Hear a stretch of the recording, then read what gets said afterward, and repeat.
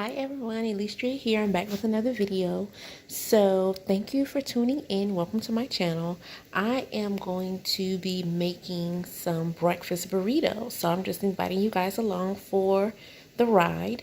During the holiday season, we can all get so very busy, and it kind of opens a door for, mishaps, slip-ups, trips, dips, fall, whatever you'd like to call it. But basically breaking your construct and partaking in things that don't fit your lifestyle change. So I'm just going to show you guys one of the ways that I maintain my commitment to my construct is by being prepared. Yes, be ye also ready. Come on here. All right, so this is just a idea of I'm just gonna throw this thing together. So I had some whole leaf spinach in my hurricane box. If you guys have not seen that video, it's pinned to the top of my page. You can check that out. And I just want to go ahead and use it because I've had it for quite a while now. It takes canned goods forever to go bad, but I'm just going to go ahead and use that. And I have some good old ackee. Praise God. Yes. And I'm going to show you what I do to create the flavor of eggs without the egg, and it also gives me the texture. I also have some frozen mushrooms back there to give my burrito a little bite, a little chew, if you will, to kind of mimic that texture of meat. Okay, and I have some sweet potato, and you guys know my bread, so I am going to get the spinach into the pan with the mushrooms and get the water, the liquid cooked out of those. I am going to drain the spinach and then I'll bring you guys back, okay? Okay guys, you see here I drained the spinach. I have the mushrooms going. You hear that sizzle? Yes, it's cooking down. So I'm going to cook this until it comes pretty dry, and then I will add in just a couple more minutes, and I'll add in the onions and the bell peppers and let those cook down a little bit, and then I'll start to add my seasonings. Okay, you guys, I just added my onions and my bell peppers, so I'm going to let that cook down a little bit, and I'm going to add my seasoning in. So let me tell you what I have prepared here on my seasoning plate.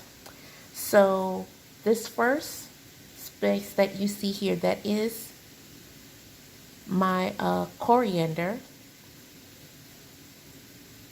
Then I have thyme, then I have some smoked paprika, then I have some black pepper, and on the far end I have some anise, and this is my cumin, okay? And this is a little bit of kosher salt. The pink powder that you see here, that is black salt. That gives that kind of sulfur, eggy taste to the dish, and so I have a little bit of that. I'm not going to add that in until I add in the ackee, and I'm going to add the ackee last after I've drained it, because it's already cooked and I don't want it to break down too much, because I want some of that texture to give the feeling and the texture of eggs in the burrito. So I'll add the black salt last, but those are the seasonings that I'm going to add in. Okay, you guys, everything has cooked down nicely. It's drier, and I cooked it this way because I don't want my breakfast burrito to be soggy. And not that I want a dry burrito, but when I am going to put these into the oven to bake, however, I don't want my burrito to be soggy and wet, because I am going to freeze them, and that's just going to make for a bad experience when I go to microwave it and warm it up and all that kind of stuff. So it's better to make your filling drier so that your bread does not become soaked, and then when you try to fold it, then it breaks apart and you basically destroyed your burrito. So I've learned over time, let's say, it's better to have a drier filling than a more moist one. So that's why I cooked it this way. So now what I'm going to do is, because now it's looking the way I want, I'm just going to turn off the heat, add in the ackee, okay? Get that mixed in, add in the black salt, and just let the residual heat in the pan kind of warm that through, and I'll bring you back. Okay, guys, I have added in the aki, given it a good mix. That residual heat is just bringing all those flavors together. I gave it a taste test. It's on and popping. I think that actually I will add a little bit more of anise seed or fennel seed. They kind of have that licoricey kind of flavor, and that is what can give your dish a taste as if it has breakfast or Italian sausage in it. That's what gives sausage its flavor, is the fennel seed or the anise seed. So I'm going to add a little bit more of that, and then I'm just going to let this cool and get everything set up so that I can assemble, and I'll bring you guys back. Okay guys, we are ready. The filling has cooled a bit. I have my sweet potatoes here. This is just plain sweet potato. I baked two and then removed the skins and put them in. I haven't added any cinnamon or anything to it. It's just baked sweet potato. And then I have my, it's not a tortilla, it's a pita. But I have my pita here, and I'm going to show you how I assemble it and then roll it up, okay? Okay guys, step one, I have taken a tablespoonful of my sweet potato and spread it all over the pita. You'll notice that I left about a quarter of it empty because I am going to place some honey there to help seal the burrito so that when it goes into the oven it doesn't come apart. So that's another little trick that I learned over time. So I have spread it all out. I am going to add a little bit of smoked paprika just to give it a little bit of extra flavor. And I forgot to mention earlier that I went back and added in some garlic. How could I forget the garlic? So I'm going to put in just a little bit of smoked paprika. That pairs well, in my opinion, with the sausagey kind of fennel flavor of the anise seeds. And then I'm going to add on the aki topping filling, and then I'll bring you back. So I've added in one spoonful of the aki filling, and I've kept it kind of centralized because if you've ever seen a tortilla rolled, you pull up the sides and then roll from one end to the other. So that is what I'm going to do here as well.